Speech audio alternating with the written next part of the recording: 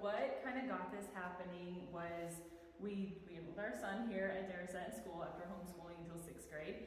Then I was EMT here, so that's why Darrouzett became our choice for school. But I love this building. I always thought it was super cool. I thought this amazing old building that was falling apart, and I thought that needs to have something happen. So friends with the guys next door, and kind of got to be talking to them. I was like, hey, are you guys wanting to buy that building? What's your plans? He's like, no, we really just don't want it to fall down.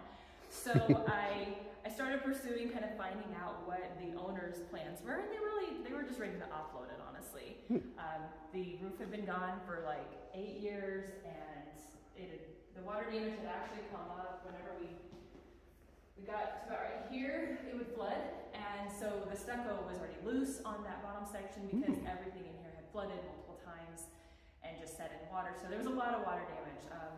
We found a little bit of termite damage. Luckily, it was very isolated to an old doorway. Oh, nice.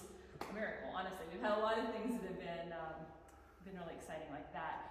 But we said, okay, what are we going to do with this project? Because I wanted a little place I could stay. That wasn't for sure. I wanted an EMT apartment.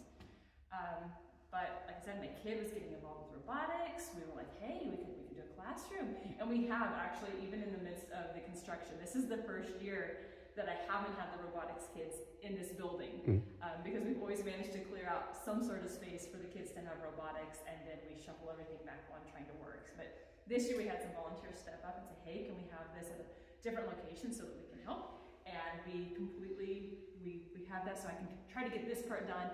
This may be their temporary robotics for the future summer programs. And of course, we're gonna see what the schools want to bring into that as well. So robotics was a huge factor, the EMT stuff was a factor, and I love the history of old towns, and I thought this building on Main Street just needed to be rescued. And we've got, the old bank next door is the Black Buffalo Lodge. So they have done an amazing job, amazing, it's a beautiful hunting lodge. And this complements that. It's just this whole area. If we continue this, it's going to be a showpiece. Yeah, it's going to be a historic town. And whenever I moved here, when I moved here like 5 years ago, all of the buildings were, in states of disrepair, except for the Last Buffalo, because they worked on that. And then you bought this building the first year that I moved here, I think it was. 2019, I guess. Somewhere. Well, no. Okay, so that would have been the second year that I was here then, I think. Man, time flies. 2019 is when we bought this. Okay. And then COVID hit everything. Yeah. Yeah, that tore us all up. It's been an interesting project. There things have been very dynamic with all of it. But this is kind of a vision of the general feel we want for the whole building. Okay. Nice and clean, historic, but modern accessibility. We want to have all of the computer stuff for the kids right there in the classroom, but also community events, because I thought, okay, we've got a classroom.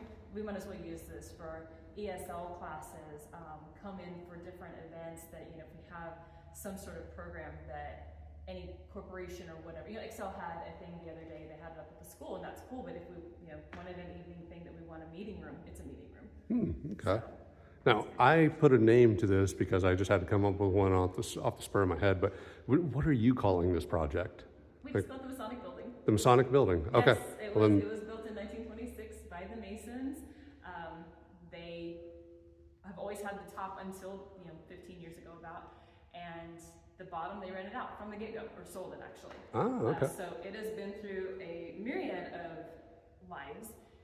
There actually was a small car shop, because the little door that we walked through to the library area, that 5-foot door, was where you could pull your Model T in to get an oil change. And there's an oil pit that we came across while we were digging the concrete out for the new lines. Whoa. And so that was an automotive shop. I was told this was a classroom. I can't really find a lot on that. Okay. It has been a fabric store. It has been a feed store. It's been a grocery store, and it's been an insurance office. Was its last, last time it was used. That it ran right here. So I'd love to find pictures of that. If anybody has that, yeah, please let me know. Because there's just not a lot of pictures of the building. The ones we've found are from like the parade that was years ago, and this is in the background.